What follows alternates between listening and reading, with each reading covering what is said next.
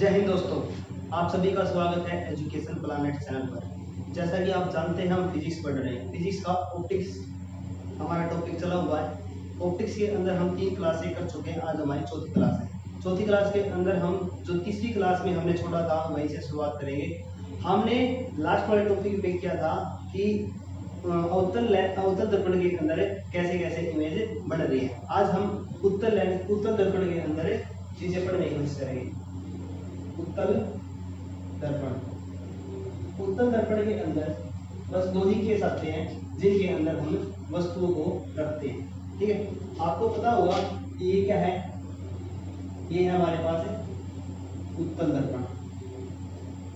उत्तल दर्पण आपको बता दिया था कि अपसारी दर्पण होता है। इसके बीच से जाने वाली बिल्कुल बीचों बीच गई है। ये तो हमारा पी है, ये हमारा मुख्य अक्ष है। अगर कोई प्रकाश की किरण यहाँ आई और वापिस चलेगी, यहाँ आई और वापस ली गई, लेकिन वो अगर हम इसको पीछे तक एक्सटेंड करें तो किसी ना किसी बिंदु पर क्या होती है, मिट्टी हुई हमको प्रतीत होती है। तो इसके अंदर जो भी प्रतिबिंब बनता है वो क्या है, दर्पण के पीछे बनेगा। क्या बनेगा? दर्पण के पीछे, दर्पण के पीछे बनेगा, आभासी बनेगा। कैसा बनेगा? आभासी बनेगा और सीधा प्रतिबिंब बनेगा, सीधा प्रतिबिंब बनेगा। इसके अंदर बस यही चीज है, अगर कोई चीज बहुत दूर है, इंफिनिटी पे है, और वो उसका जो फोकस है वो कहाँ में पड़ेगा? दर्पण के पीछे पड़ेगा। और दर्पण के पीछे बनेगा तो उसका मतलब क्या होता है, वो मिलती हुई प्रतीत होगी, और मिलती हुई प्रतीत होती है तो हमारा जो भी प्रतिबिंब बनेगा वो कैसा बनेगा? आभासी बनेगा और सीधा प्रतिबिंब बनेगा। हमने पिछली क्लास में सारी चीजें अवतल दर्पण से रिलेटेड पढ़ ली थी। ये हमारा दर्पण वाला टॉपिक हमारा यहाँ पे खत्म होता है। आपको इसके यूजेस भी बता दिए थे और कहाँ इसका यूज होता है वो भी बता दिएगा। अगर आपने अभी तक वो वीडियो नहीं देखी है तो प्लीज चेकिंग करें और वीडियो जरूर देखें। अब नेक्स्ट टॉपिक है हमारा प्रकाश का अपवर्तन। प्रकाश का अपवर्तन, प्रकाश का अपवर्तन, refraction of light, refraction of light. अब ये रिफ्रैक्शन ऑफ लाइट क्या होता है? जब प्रकाश की एक किरण तिरछे रूप में एक माध्यम से दूसरे माध्यम में प्रवेश कर रही होती है तो वो अपनी दिशा से विचलित हो जाती है। उसी दिशा के विचलित से हमें बहुत सारी चीजें देखने को मिलती है, जैसे तारों का टिमटिमाना हमें नजर आता है। ठीक है, सूर्य अस्त और सूर्य उदय के समय जो लालिमा छा जाती है, ठीक है, ऐसा लगता है कि अभी अभी सूर्य अभी तक नहीं डूबा है। ठीक है, वो सारी चीजें हमको किसकी मदद से लगती है? वो अब प्रकाश के अपवर्तन की वजह से दिखाई देती है।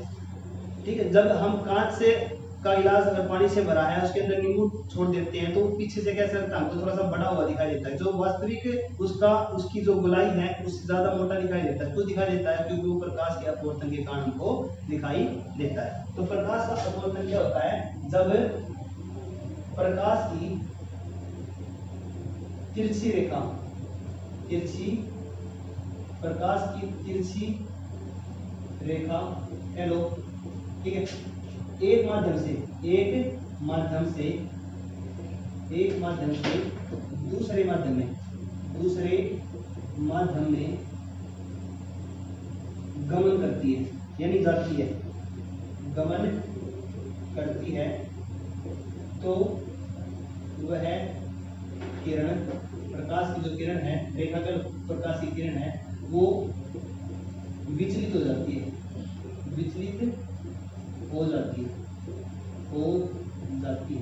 जिससे उसकी दिशा में क्या हो जाता है?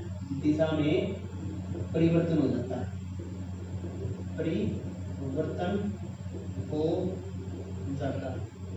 जिसे उसकी दिशा में क्या हो जाता है? परिवर्तन हो जाता है। और उसी परिवर्तन से जो भी डिस्टर्बेंस या जो भी हलचल उत्पन्न होती है उसी को क्या बोलते हैं? प्रकाश का अपवर्तन कहते हैं। ठीक है, तो प्रकाश का अपवर्तन आपको समझ में आ गया होगा। तो प्रकाश का अपवर्तन हम उसको अच्छी तरह से समझने की कोशिश करेंगे। एक हमारे पास मान लेते हैं कि विरल माध्यम है, और एक हमारे पास सघन माध्यम,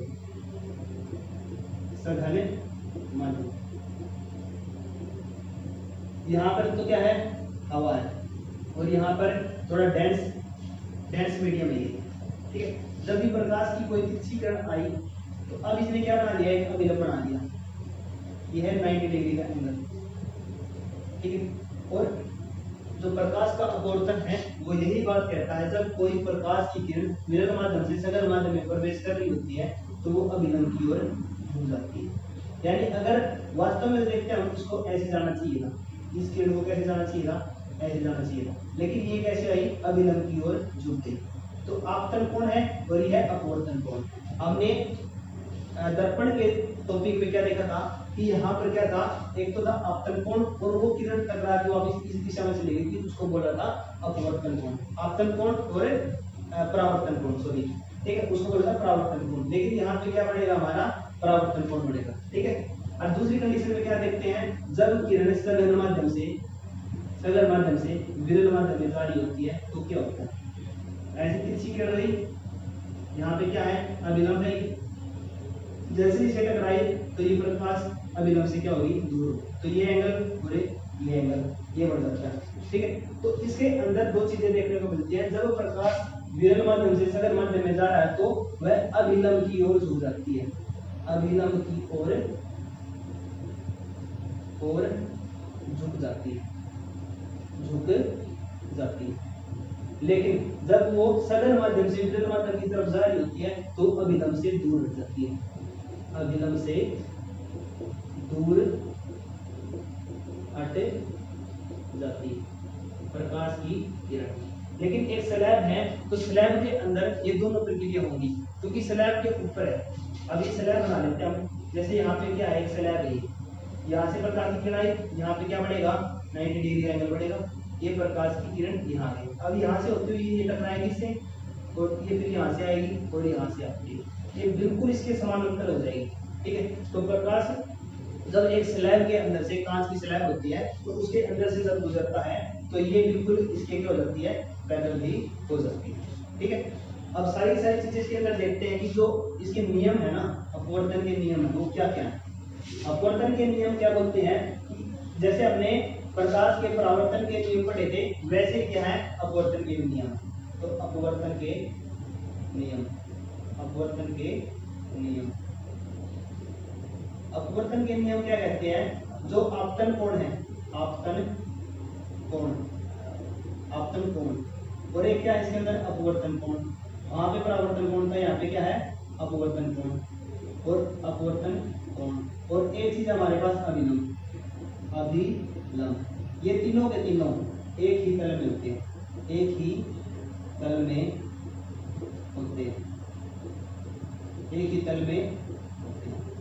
ठीक है।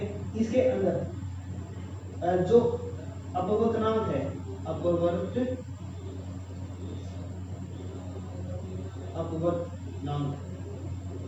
रिफ्रैक्टिव इंडेक्स, उसको हम म्यू से बोलते हैं, म्यू। तो म्यू होता है sine i upon sine r, ठीक है। इन दोनों के बीच में क्या होता है, ये रेशियो होता है साइन आई डिवाइड में साइन आर।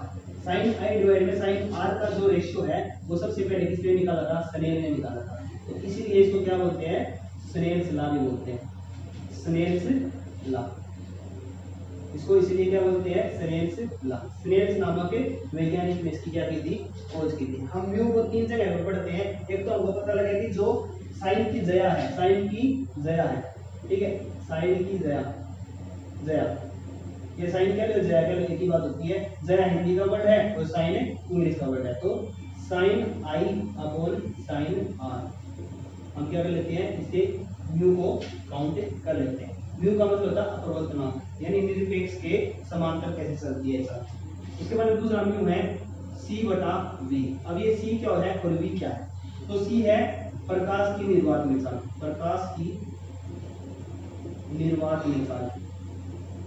निर्वात में चाल। उसके बाद क्या है, डिवाइड में माध्यम में प्रकाश की चाल, अब ये दो चीज है हमारे पास म्यू। एक तो म्यू फर्स्ट कंडीशन में म्यू ये है, सेकंड कंडीशन में म्यू ये है, और थर्ड कंडीशन में भी क्या होता है हमारे पास, म्यू की वैल्यू होती है। म्यू अपवर्तनांक है, ठीक है। और थर्ड में क्या है, वास्तविक गहराई, वास्तविक गहराई अपॉन आभासी गहराई, आभासी गहराई, वास्तविक गहराई अपॉन आभासी गहराई। अब जो वास्तविक गहराई होती है और आभासी गहराई होती है, ये कहाँ पे यूज होती है, जब हमें पानी के अंदर एक बाल्टी भर ली है या हमारे पास एक तसला है पानी का, अगर हम उसके अंदर सिक्का डाल देते हैं तो वो उसकी वास्तविक गहराई से थोड़ा सा ऊपर दिखाई देता है, वास्तविक गहराई से थोड़ा सा ऊपर दिखाई देता है, तो जिसके कारण हम कहते हैं कि ये अपनी वास्तविक गहराई से थोड़ी सी आभासी है, ऊपर है थोड़ा सा, तो उसी को बोलते हैं हमें वास्तविक गहराई और आभासी गहराई, ठीक है। इससे रिलेटेड क्वेश्चन वगैरह हमें करके देखेंगे। तो ये आपके पास क्या है, प्रकाश का अपवर्तन। प्रकाश का अपवर्तन हमेशा क्या ऐसी सतह से होगा, ऐसे पृष्ठ पर होगा जो कैसा होगा, ट्रांसपेरेंट होगा। हमने शुरुआत में पढ़े थे कि ट्रांसपेरेंट की चीज होती है, प्रदीप, अप्रदीप और ट्रांसपेरेंट चीज हमने पढ़ी थी। तो ट्रांसपेरेंट चीज के अंदर क्या होगा, इसके अंदर ट्रांसपेरेंट, ट्रांसपेरेंट चीजों के अंदर ही क्या होता है, अपवर्तन होता है। हवा, हवा की अलग अलग क्या होती है, परतें होती है, वायु की अलग अलग क्या होती है, परतें होती है, ठीक है। समताप मंडल का नाम सुना होगा, सौर मंडल का नाम सुना होगा आपने, स्ट्रेटोस्फीयर, मेसोस्फीयर, ठीक है, आइनोस्फीयर, ये सारी चीजें आपने पढ़ रखी है, ठीक है। तो उसके अंदर क्या है, ये सारी चीजें दिखाई देती है, क्योंकि जो तारों का प्रकाश है ना, वो बहुत सारे हवा के लेयरों को पार करके आता है। और आपको पता है कि जब प्रकाश विरल माध्यम से सघन माध्यम में प्रवेश करता है तो अपने पथ से क्या हो जाता है, विचलित हो जाता है, जिसके कारण से हमको तारा टिमटिमाता हुआ नजर आता है। तो सूरज का भी प्रकाश ऐसा ही है कि जो सूर्य अस्त होता है या सूर्य उदय होता है, तब को हमको वहां पे उससे पहले ही ऐसा लगता है कि आभास हो जाता है कि अब सूरज उगने वाला है, सूरज डूबने वाला है, उसके बाद तक भी हमको सूर्य दिखाई देता रहता है, ठीक है। तो ये सारी चीजें हम इसमें पढ़ेंगे, प्रकाश के अपवर्तन में पढ़ेंगे, ठीक। एक बार देख ही लेते हैं कि प्रकाश का अपवर्तन कहाँ कहाँ होता है। सबसे पहले देखते हैं पानी के अंदर, पानी से भरी बाल्टी, पानी से भरी बाल्टी में, पानी से भरी बाल्टी में उसकी जो गहराई है, पानी की जो वास्तविक गहराई है, उसका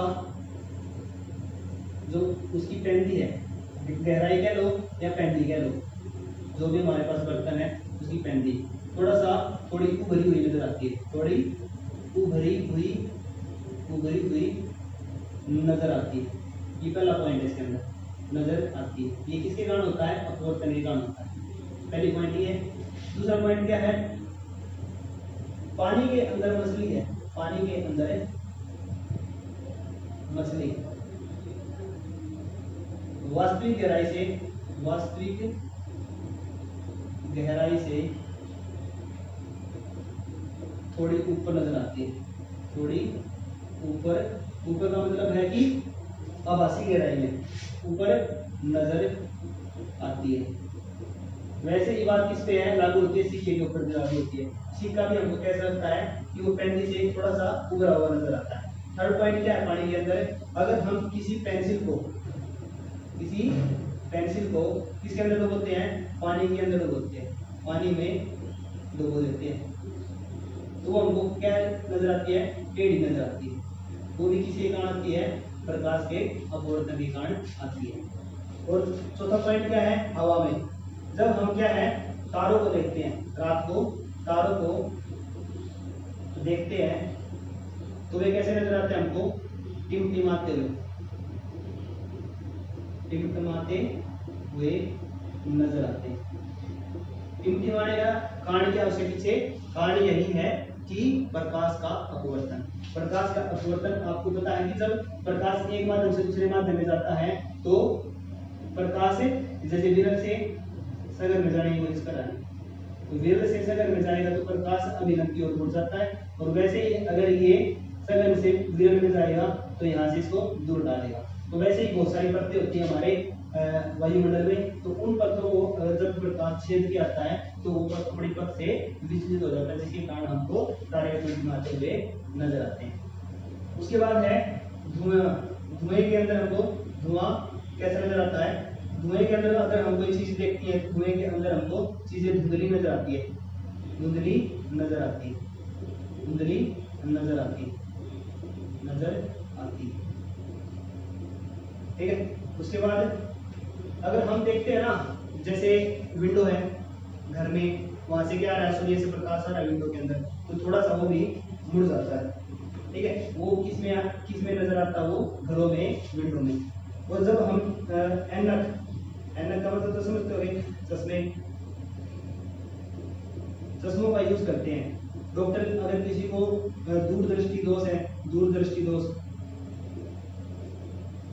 निकट दृष्टि दोष, ये सारी चीजें हम बाद में पढ़ेंगे, थोड़ी देर के बाद आने वाली टॉपिक है ये। दूरदृष्टि दोष, निकट दृष्टि दोष, इन चीजों में क्या होता है, जो हमारा रेटिना है ना, रेटिना, रेटिना पर क्या नहीं बन पाती, इमेज नहीं बन पाती वस्तु की, इमेज नहीं बन पाती वस्तु की। तो इसके कारण हम किन का यूज करते हैं, दूरदृष्टि दोष और निकट दृष्टि दोष के लिए उत्तल लेंस और अवतल लेंस, इन चीजों का प्रयोग करते हैं। ठीक है। तो इन लेंसों का प्रयोग हम कर लेते हैं। तो ये सारी चीजें आपने पता लगी होगी। उसके बाद क्या है, सूर्यास्त, सूर्यास्त व सूर्योदय, सूर्योदय, सूर्योदय के समय, सूर्य अस्त और सूर्योदय के समय भी सूर्य का हल्का हल्का दिखाई देना, हल्का दिखाई देना। तो ये भी किसके कारण होता है, प्रकाश के अपवर्तन के कारण होता है। एक पॉइंट आपको बताया था, जब आप गन्ने का जूस पीने जाते हो, गन्ने का जूस, तो जूस वाला क्या करता है, एक गिलास के अंदर, ट्रांसपेरेंट गिलास होता है, उसके पास कांच का गिलास, तो कांच के गिलास को क्या कर लेता, पानी से भर लेता पूरा पूरा। ठीक है। पूरा पूरा इसने कांच से पानी से भर दिया। अब मान चलो नींबू का शेप ये है, जैसे ही उसने इस नींबू को इसके अंदर डाला, तो इसका आकार थोड़ा सा क्या लगेगा हमको, बड़ा हुआ नजर आता है। वो किसके कारण आता है, प्रकाश के अपवर्तन के कारण ही नजर आता है। ये छोटा सा नींबू, छोटा सा नींबू, ठीक है, ये हमको कैसे नजर आता है, बड़ा नजर आता है। ये किसके कारण आता है, प्रकाश के अपवर्तन के कारण नजर आता है। उसके बाद हम देखते हैं कि क्रिटिकल एंगल कैसे बनता है, क्रिटिकल एंगल कैसे बनता है। प्रकाश के अपवर्तन के कारण ही क्या बनता है, क्रिटिकल एंगल बनता है। क्रिटिकल एंगल यानी क्रांतिक कोण, क्रांतिक कोण, क्रिटिकल एंगल, क्रिटिकल एंगल यानी क्रांतिक कोण, क्रांतिक कोण। इसके लिए आप एक फिगर को ध्यान से फिर से समझना है। ये मान चलो ये है हमारे पास से सघन माध्यम, सघन माध्यम नहीं मानते, तो चलो इसको विरल माध्यम मान लेते हैं। ये है हमारे पास विरल माध्यम, विरल माध्यम, विरल माध्यम का मतलब वायु। ये हमारे पास है सघन माध्यम यानी डेंस मीडियम, सघन माध्यम। और ये है, ये बांटने वाली रेखा है, बांटने, माध्यम को बांटने वाली रेखा, माध्यम को बांटने वाली रेखा। ठीक है। ये आभासीय रेखा है। वैसे हमको पता है कि विरल से सघन में आते हैं तो क्या चीज होती है, ये सारी चीज देखते हैं। तो क्रांतिक कोण के अंदर आपको तीनों चीजों का लगा, ऊपर वाला सिस्टम कौन सा है, माध्यम कौन सा है, विरल माध्यम, और नीचे वाला माध्यम कौन सा है, सघन माध्यम।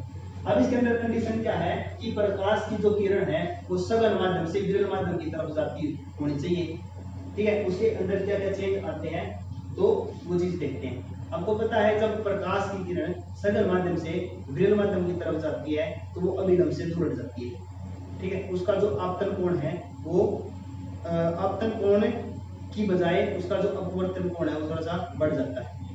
ठीक है। ये कंडीशन किसके अंदर होती है, ये सिंपल है, एक मीडियम होता है विरल माध्यम और सघन माध्यम। लेकिन क्रिटिकल एंगल कैसे बनता है ये देख लेना कि क्रिटिकल एंगल के अंदर सबसे पहले क्या है, कोई भी प्रकाश की जो किरण है वो कहां से आनी चाहिए, सघन माध्यम से आनी चाहिए, और कहां पे जानी चाहिए, विरल माध्यम की तरफ जानी चाहिए।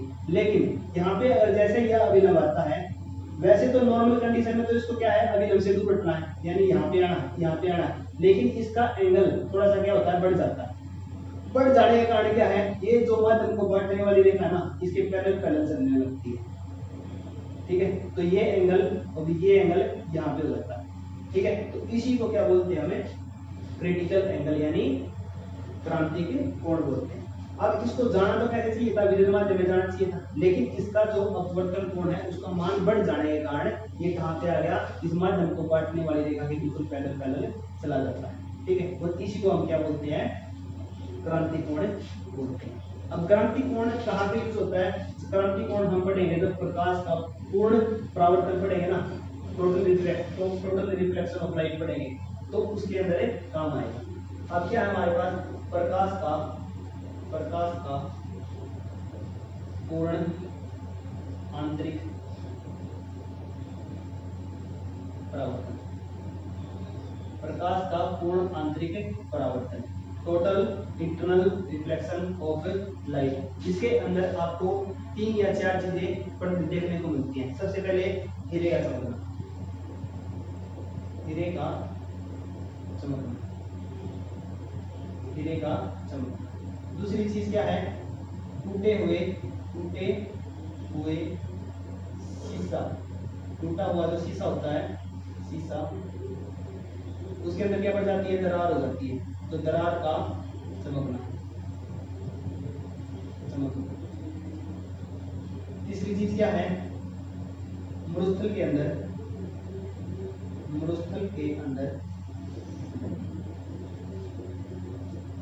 यानी जहां पर रेत होता है वहां पर किसका बनना, मर्ग मरीचिका का बनना, मर्ग मरीचिका का बनना।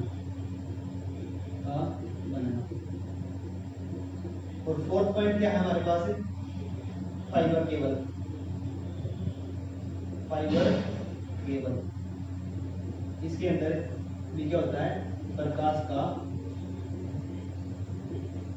पूर्ण आंतरिक परावर्तन। ये सारी चीजें हमको इसमें पढ़नी है। इसको पढ़ने से पहले हम थोड़ा सा क्या कर लेते हैं, अपवर्तनांक देखते हैं, अलग अलग चीजों का क्या क्या अपवर्तनांक होता है। ठीक है, तो अपवर्तनांक आपको बता दिया है कि कोई चीज कितनी ज्यादा चमकती है। तो सबसे ज्यादा जो अपवर्तनांक होता है वो किसका होता है, हीरे का होता है। हीरे का अपवर्तनांक 2.42 होता है। ठीक है, ये होता है हीरे का अपवर्तनांक। उसके बाद किसका होता है, कांच का अपवर्तनांक कितना होता है, ये होता है 3/2, 3/2 का मतलब होता है 1.5। उसके बाद होता है जल का अपवर्तनांक होता है 4/3। ठीक है, लगभग 1.3 के बराबर। उसके बाद होता है वायु का 1.0008। ये सारी चीजें आपको याद होनी चाहिए। हीरे का अपवर्तनांक क्या होता है सबसे ज्यादा, उसके बाद कांच का अपवर्तनांक, और उसके बाद जल का अपवर्तनांक, फिर वायु का। लेकिन क्रांतिक कोण सबसे ज्यादा किसका होता है, जल का होता है। क्रांतिक कोण सबसे ज्यादा किसका होता है, क्रांतिक कोण जल का होता है, जल का लगभग 48 समथिंग होता है, 48 समथिंग। ठीक है, सबसे ज्यादा अपवर्तनांक होता है हीरे का, फिर कांच का, फिर जल का, और फिर वायु का। ठीक है, जब हम आगे फर्दर लेंस को पढ़ेंगे तब फिर से डिस्कस करेंगे इसके बारे में कि किस तरह से कांच का जो अपवर्तनांक होता है वो वायु से ज्यादा होता है। ठीक है, ये सारी चीजें हमें देखते हैं। तो सबसे पहले देखते हैं हमें हीरे का चमकना।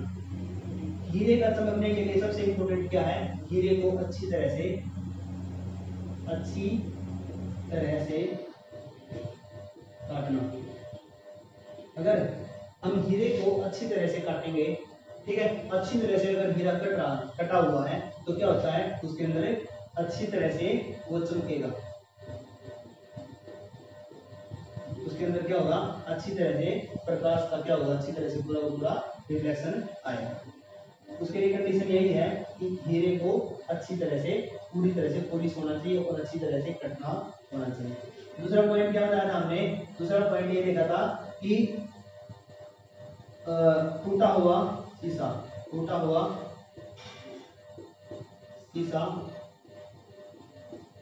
की दरार। टूटे हुए शीशे की दरार का मतलब क्या है, मान के चलो हमारे पास एक ये शीशा है ऐसा, अब उसके अंदर क्या है, दरार आ गई थोड़ी सी।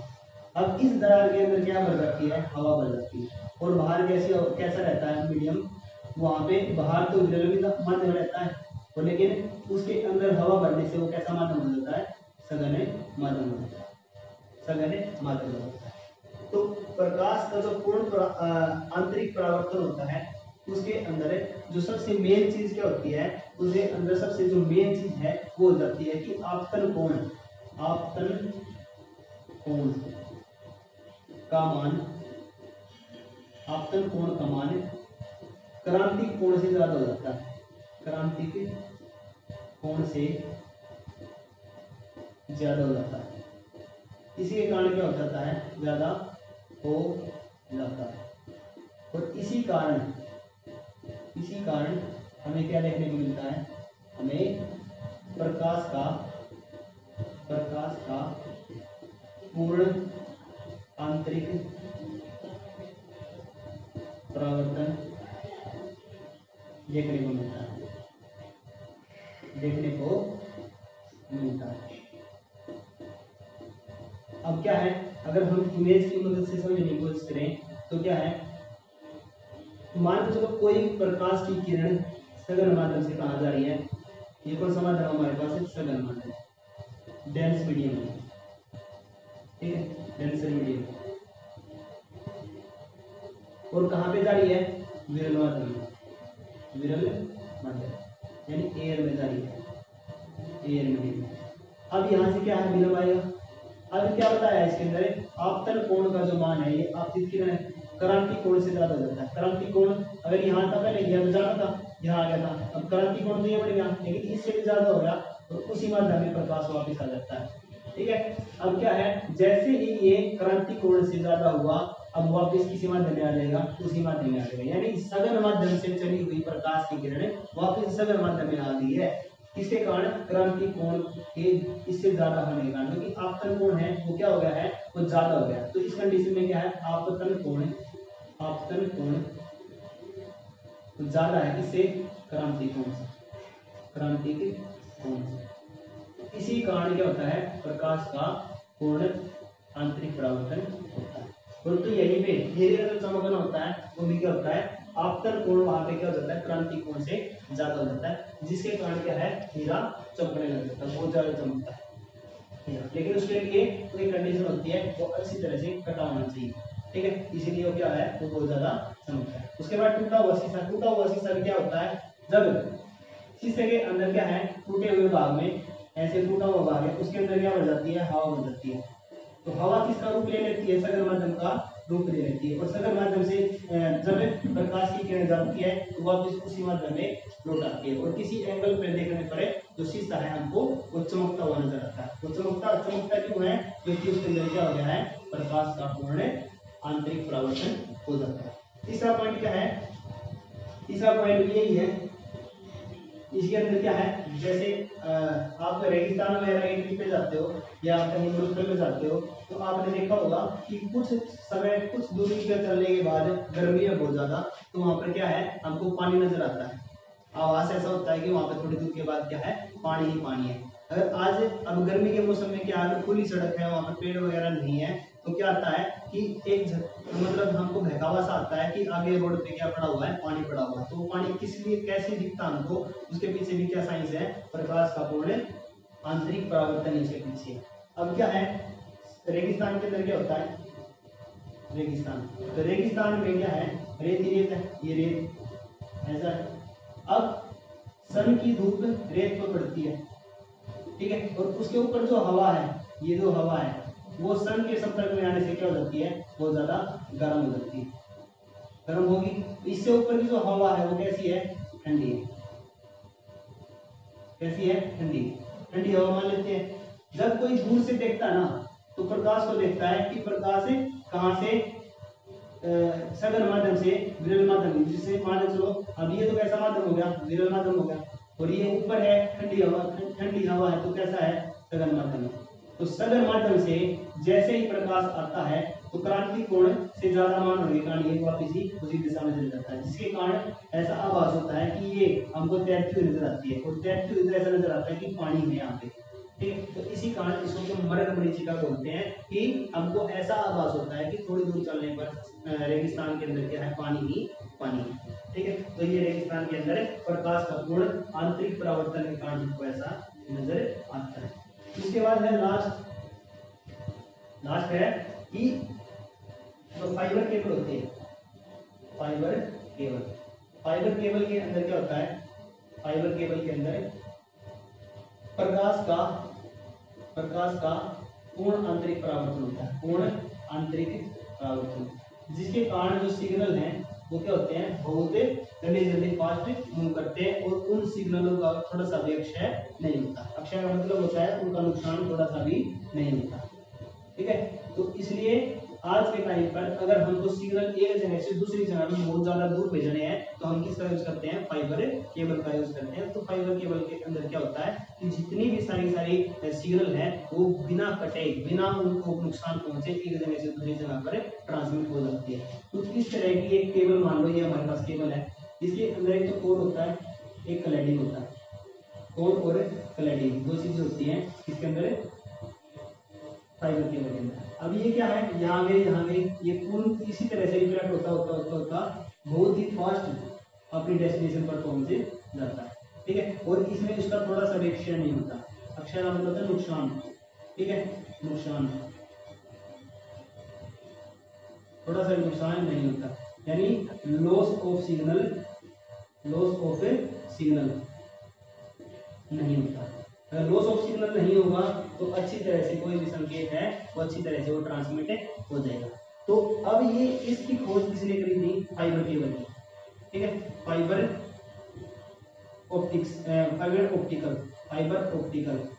ऑप्टिकल की खोज नरेंद्र कपानी ने करी थी। नरेंद्र कपानी ने की। ठीक है, आई होप आपको इतना समझ में आया होगा। कल हम लेंस का टॉपिक पढ़ेंगे, उत्तल लेंस कौन सा होता है, अवतल लेंस कौन सा होता है, किस तरह से दो लेंस मिलकर एक लेंस का निर्माण करते हैं। उसके अंदर आपने समतल लेंस भी पढ़ेंगे, जो प्लेन लेंस होता है उसके अंदर हम कनकेव लेंस पढ़ेंगे और फिर कन्वेक्स लेंस पढ़ेंगे। उनका यूज देखेंगे। मायोपिया क्या होता है, हाइपर मायोपिया क्या होता है, प्रेस मायोपिया क्या होता है, यानी निकट दृष्टि दोष, दूर दृष्टि दोष, अभिमुखता। ठीक है, और जो मोतियाबिंद होता है वो क्या होता है, सारी चीजें हम कल के लेक्चर में देखने वाले हैं। आने वाले 2 लेक्चर में हमारा पूरा टॉपिक क्या हो जाएगा, खत्म हो जाएगा। तो आई होप आपको ये चीजें समझ में आई होगी। ठीक है, थैंक यू, जय हिंद।